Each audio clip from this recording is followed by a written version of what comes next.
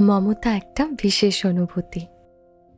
চাহে মাম্মা হোক বা পাপা কাছে থাকুক, ওই প্রথম মুহূর্তের প্রথম অনুভূতি আরো বিশেষ করে তোলে সম্পর্কগুলো। তার নিষ্পাপ চোখে পুরো পৃথিবী জড়িয়ে থাকে,